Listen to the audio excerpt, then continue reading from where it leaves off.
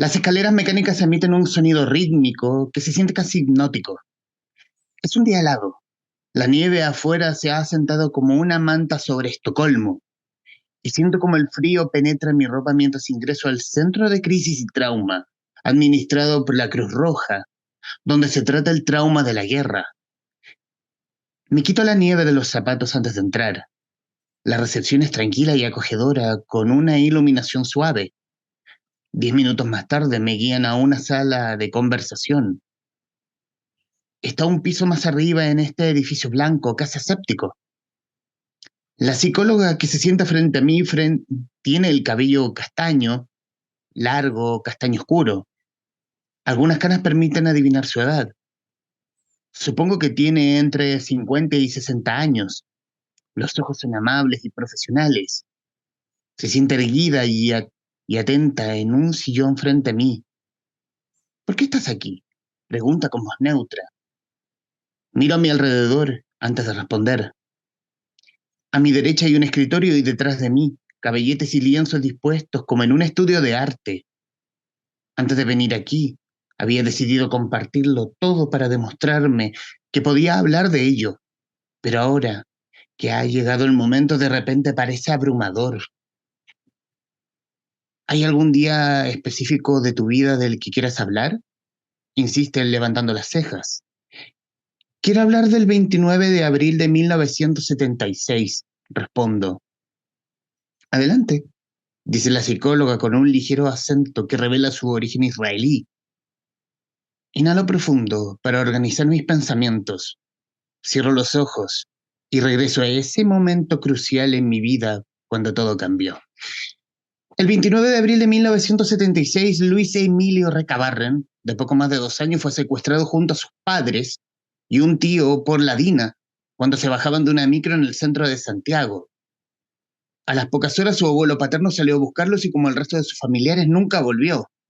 El único sobreviviente fue aquel niño, puntito, abandonado por agentes del Estado afuera de la casa familiar. Y es con quien hablaremos hoy en esta nueva entrega de este capítulo muy especial del Traficantes de Cultura.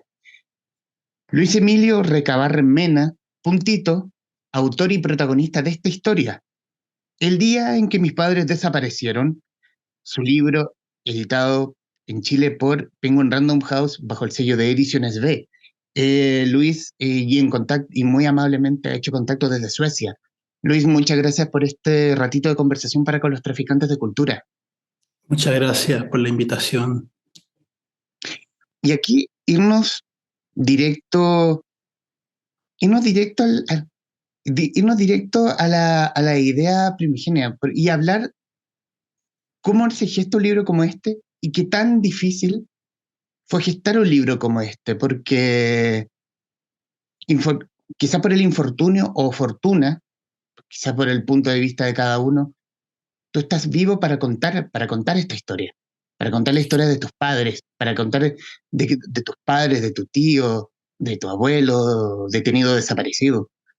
¿Cómo se gesta un libro como este? Exactamente como tú lo dices, sobreviví para contarlo. Mi abuela me criaron para que yo viviera y sobreviviera, pero y lo que no te mata te hace más fuerte, es un cliché, pero al mismo tiempo llega un punto donde todo el trauma se acumula y de esta vida puede, me di cuenta que de este trauma también puede salir algo positivo en forma de salud mental. Cómo afrontar este tipo de trauma y porque esto se puede aplicar. La, la desaparición, el trauma es terrible. Es algo que no se lo deseo ni a mi peor enemigo. Pero diferentes traumas que existen en la adolescencia o niños, he visto donde hay cosas muy en común, donde, donde yo viví una experiencia para poder tratar de ayudar de una forma, cómo me ayudó a mí para seguir adelante. Eh, De eso nació la idea del libro, tratar de rescatar y no politizar solamente lo ocurrido, sino de una perspectiva humana a lo que le pasa a un ser humano, a un niño, y cómo crece en el exilio, uno se trata de defender acá y seguir adelante de una u otra forma. Eh, Eso fue así en general, así la idea de, de editar el libro y escribirlo. Sí. ¿Y cómo fue en el trabajo con tu compañera, tu esposa, con Sara, buscar el lenguaje, buscar quizás esa cotidianidad para contar tu historia, para contar aspectos de los que relata el libro, respecto de, obviamente, de tu actualidad y buscar, escarbar en los recuerdos, buscar en el pasado, momentos como, no sé, la ida al Tabo, por ejemplo. Sí, son esos. Cuando crecí con esto en Chile, eh, eran esos momentos que a mí me dejaban así ser niño y dejar hacerme feliz por el momento. Entonces, ese tipo de actividades y esa inclusión, esa integración en la familia que teníamos, eh, era muy importante para mí. Entonces, esas memorias quedan eh, y claro, uno empieza a buscar más detalle, a pregunté a otros adultos de la familia si conjugaban con los detalles que yo me acordaba y era así. Incluso olores también, uno se acuerda mucho incluso de olores, así son, la memoria es bien, eh, a veces es bien subjetiva, pero cuando uno ya empieza a ¿cómo se dice? Desicar, eh, en sueco la palabra, como investigar el Ujú. momento, te empiezan a salir más detalles que te influyen. Sí. ¿Y cuánto tiempo lleva? Porque lo acabas de mencionar, no es simplemente los recuerdos que tú tengas, si, también va en preguntar cómo era esto, qué hicimos en X época. ¿Cuánto tiempo llevó el tema del libro, desde el proceso de investigación, como tú dices, hasta el libro que estamos viendo hoy en librerías? Sí, bueno, el proceso técnico, medio año, pero el proceso de memoria, de documentación, de hablar con adultos, yo creo que ha sido toda la vida, porque me aferraba a cualquier memoria, porque quería saber lo que pasaba, eh, en qué, cuando fue esa huelga de hambre, quiénes estaban, qué comieron, qué hablaban en la agrupación, así todo ese tipo de detalle le preguntaba a mi abuela Ernestina y me daba de detalle. Entonces son esas cosas que te quedan en la mente y después lo confirmas. Así, yo creo que ha sido un proceso largo porque he querido documentar, pero nunca he tenido la fuerza, en verdad. Así, Mm. algo tan doloroso. Hablaste de Ernestina y quiero juntarla también con Ana González, tus abuelas, que son gran parte las mujeres fuertes de esta historia, quienes echaron al hombre a la familia respecto de la tragedia que vivieron, del desmembramiento familiar. ¿Cómo, cómo fue en tu caso y sobre todo, y tomando también a Ana González, como que es que uno la recuerda como la ícono, como quien estaba detrás de las manifestaciones, de las agrupaciones de familiares de detenidos desaparecidos? ¿Cómo era tu relación con ellas? Era- Ella era muy carismática y muy de piel. Nuestras personalidades eran conjugaba mucho en la forma de cómo enfrentar el dolor. O sea, yo he tenido fases también donde a veces uno prefiere tener una alegría superficial y después cuando está uno a solas y ahí te da el colapso emocional, ¿no? Entonces tú recargas las pilas y después puedes seguir para adelante.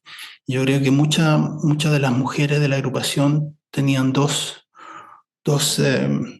estrategias para seguir adelante. Una de dos, de totalmente un poco no hablar de las memorias, sino estar en el momento de luchar por qué acción se va a hacer, dónde vamos a hacer esta manifestación, este acto.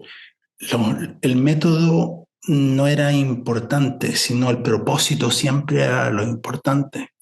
Entonces, una de las cosas más fuertes de la educación que tenía, y, y entonces, al manejar los sentimientos de esta forma, yo creo que a muchos niños, hijos, hijas, es una manera de nosotros de abrir el grifo emocional a solas y después seguir adelante.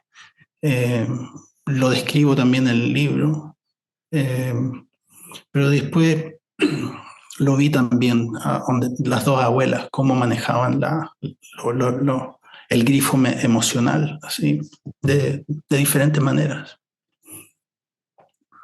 Tú mencionas en el libro que nunca viste llorar a tu abuela Ana. Quizás por lo que mencionas también por saber manejar bien ese grifo emocional, ser la fuerza de la familia respecto de lo ocurrido. La sentía después como adulto, en documentales la vi, pero no lloraba de la forma como quería llorar. O sea, como ella decía, yo quiero llorar a mares, en verdad. Entonces tenía ¿cómo se llama? De contenerse el dolor, porque si dejas, uno tiene un miedo si dejas soltar el dolor, te vas al precipicio y ya no vuelves. Entonces, yo creo que a todos nos pasa cuando pasamos por un trauma. Eh, pero ya, porque una de las herramientas cuando uno pasa por terapia es entregarse al dolor y pasarlo y decir, identificarlo, y ese dolor ya en verdad no te hace más daño. Está ese dolor, pero no te va en verdad a influir de una forma negativa. Y esa es una parte de terapia, en verdad. Conversamos con Luis Recabarren, autor, junto con Sara Recabarren, de El día en que mis padres desaparecieron, libro editado por Ediciones B. Eh, Luis, quiero salirme solo un poco del libro e irme al camino editorial. ¿Cómo fue este acercamiento con Penguin Random House? Eh, Me encontré una amiga escritora, la Nona Fernández. eh, Le dije, Nona, ¿sabes que tengo una idea tengo la ansiedad de escribir algo de lo que pasó y todo? Y me dice, qué buena idea. Te voy a poner en contacto. Entonces yo le dije, oh, ok. Entonces de ahí me presentó me identificó una editorial que ella eh, opinaba que podía hacer un buen trabajo en derechos humanos, en editar el libro también. Entonces fue un proceso bien rápido, en verdad, así. Y el trabajo en conjunto con Penguin ha sido magnífico. Son súper profesionales y súper delicados en el tema. Estamos en la misma frecuencia, así estamos, lo entendemos. Entonces, no ha sido difícil de mandar textos y después que venga de vuelta y nos ponemos a trabajar.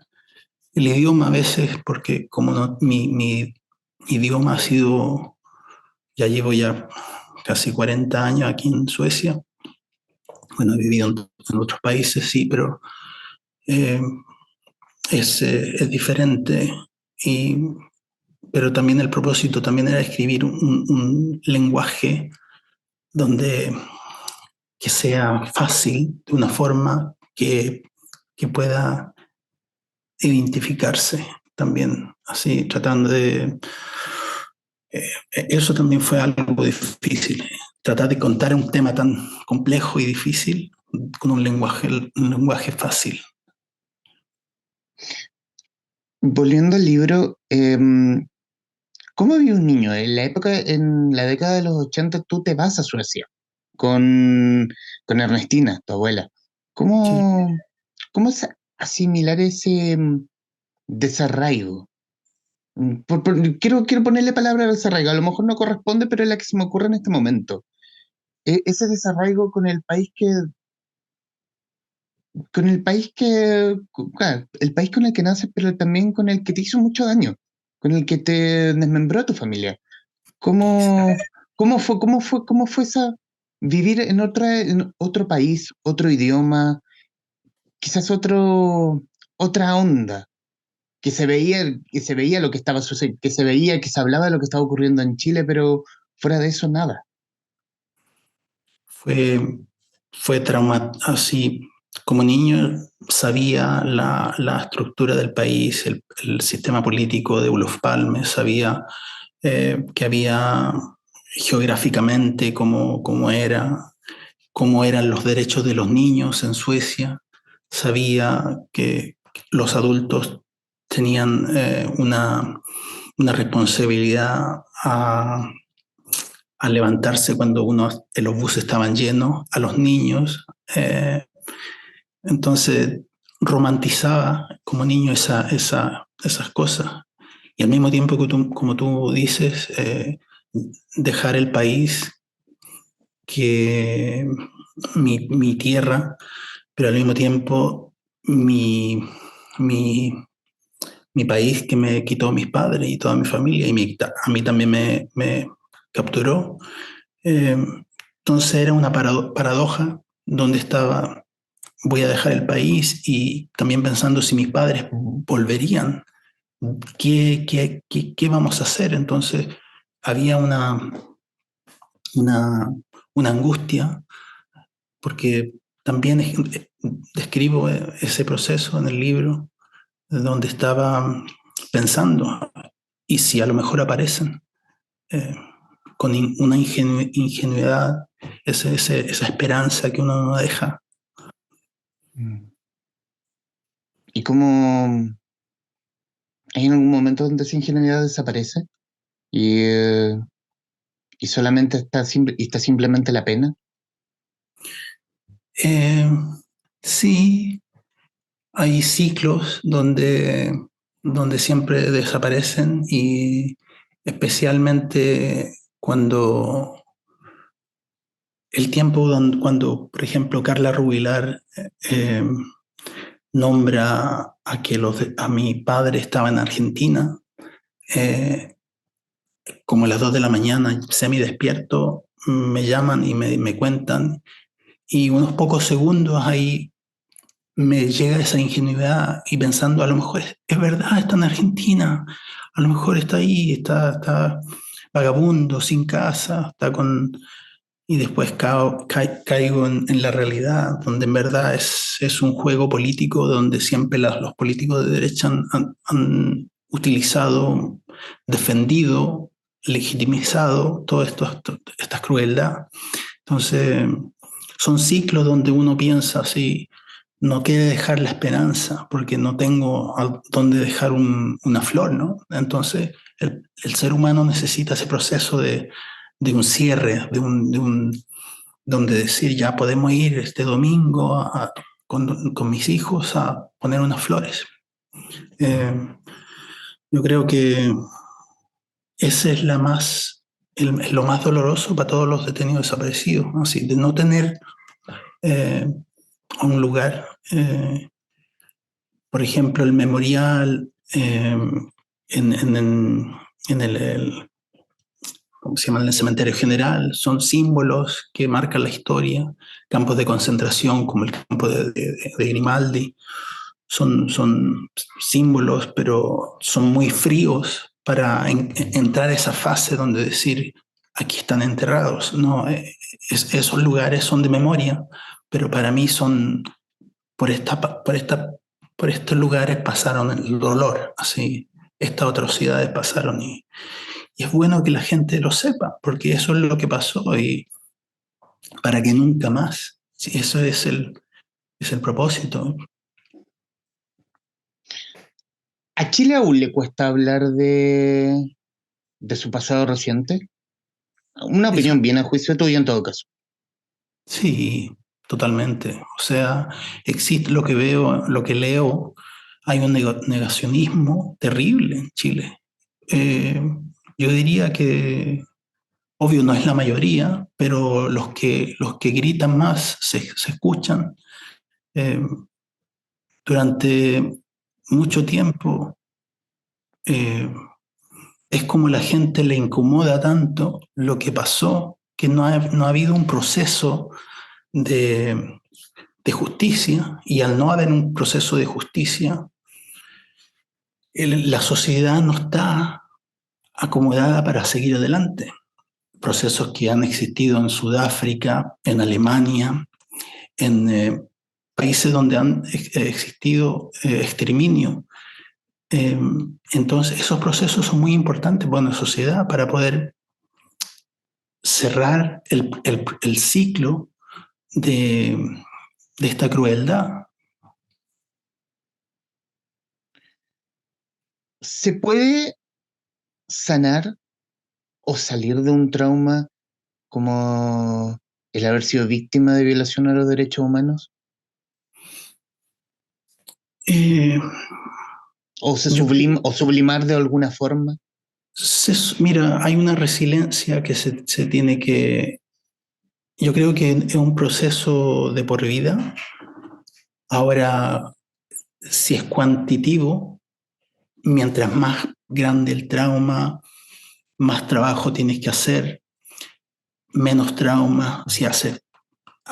Yo diría que si no haces el trabajo independiente del tamaño del trauma, vas a vivir con esa disfuncionalidad humana. Tus relaciones sociales van a ser disfuncionales, tus emociones van a ser disfuncionales, tus actos, todo lo que hacen. Lo que veo en Chile, lo que leo también a la gente, los comentarios, es gente muy disfuncional. O sea, no entienden el concepto de democracia, no entienden el, eh, el concepto de educación cívica, que es lo que es los derechos humanos. No se trata solamente de política, son derechos para todos. Eh, y yo creo que esas cosas, cuando yo tomé la decisión de no, porque a los 17, 18 años volví a Chile y yo veía todo eso, yo decía, están tan lejos Chile de poder crecer acá, porque yo había vivido otra experiencia donde una sociedad sana, donde no tienes ese tipo de valores, yo sentía un repudio con la gente que pensaba así.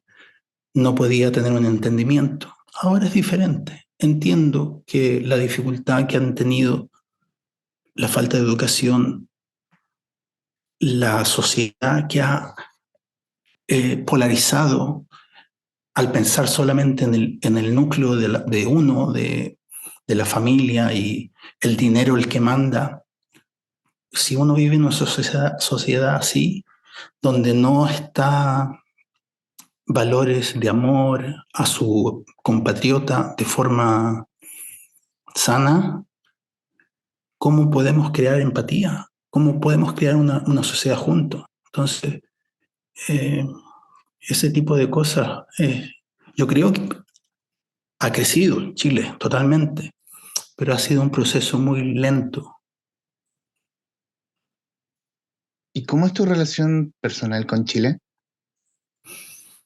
Geográficamente, un país hermoso, uno de los países más bonitos del mundo que conozco. Eh, lo que me duele, Chile, es esa falta de... Cuando uno le echa culpa a los problemas de estructuras en la sociedad, a veces hay que ver eh, la causa y el efecto. Si uno lleva una política que, que causa ese tipo de tensiones en la sociedad, no va, es difícil esperarse otro resultado.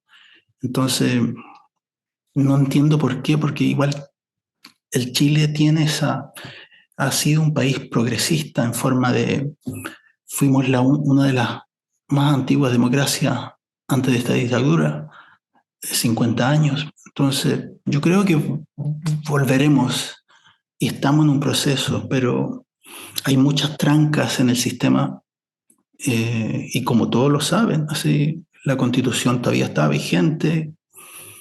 Entonces, todas esas cosas se deberían cambiar, así cosas básicas que existen acá, así que no son de políticas de izquierda o de derecha. Aquí todo la izquierda y la derecha están de acuerdo a que el derecho al trabajo, el derecho a salud, el derecho a educación, todas esas cosas eh, están pero muy firmes y no se cambian. Eh, la educación es gratuita acá, hasta la universidad. La, educa la, ¿Cómo se llama? La salud te cuesta $15 ir si te operas al corazón o si vas resfriado. O sea, es lo mismo, pagas lo mismo, $15.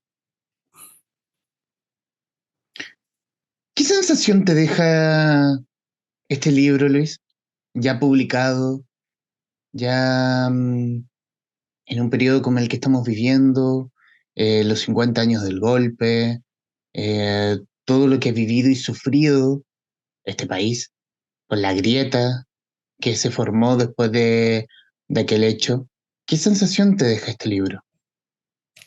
Me deja una sensación un orgullo que mis hijos lo puedan leer y los hijos de sus hijos para que sepan lo que pasó eh, de una forma humana. Eh, yo creo que es importante eh, documentar la memoria eh, de una perspectiva, no solamente de perspectiva de primera persona. O sea, ahora nuestras viejas han muerto y ahora quedamos los hijos. Entonces, lo que nosotros vivimos eh, quedó un poco hacia el lado, porque la agrupación tomó un rol muy fuerte y llevaba la batuta durante la dictadura, pero después de la dictadura, donde llegamos a la pseudodemocracia, se empezó a echar para el lado. Los partidos políticos echaron la agrupación para el lado y nos dimos cuenta muy temprano. Eh, hicimos un estudio de ciencias políticas eh, donde vimos ese proceso, donde se iba a avanzar. Ya desde del 2000, el 99 estaba avanzando. Entonces, lo que para mí significa haber escrito este libro es llegar a meta de forma, está documentado y nadie lo puede, así, es lo que es. Luis, en los minutos que nos quedan de esta conversación, quiero darte las gracias por tu tiempo, darte las gracias por este tremendo testimonio, un testimonio que yo lo siento con mucha luz a pesar de la oscuridad del tiempo vivido. Uno no ha vivido esa época, pero uno no puede estar ajeno a los hechos que ocurren en el país y sobre todo a estos aires de que quieren, a estos aires revisionistas y negacionistas respecto de lo hecho en el pasado o de lo no hecho. Porque el testimonio está, y está aquí, y está con nosotros, y es cosa que lo tomemos, lo leamos, hagamos nuestra opinión y seamos parte de lo que ocurre, de lo que ocurre, lo que ocurrió y lo que va a ocurrir con nuestro país. Luis, quiero, bueno, reiterar nuevamente las gracias por este tiempo para conversar con nosotros, y estos minutos finales son tuyos para que digas lo que gusta respecto del libro, de lo que quieras. Sí, para mí, con tus palabras, exactamente, es algo parte de la historia. Y en, encontrarme, por ejemplo, con jóvenes de colegio, hablar de la historia, son cosas tan importantes de mantener el entendimiento y ¿cómo se llama?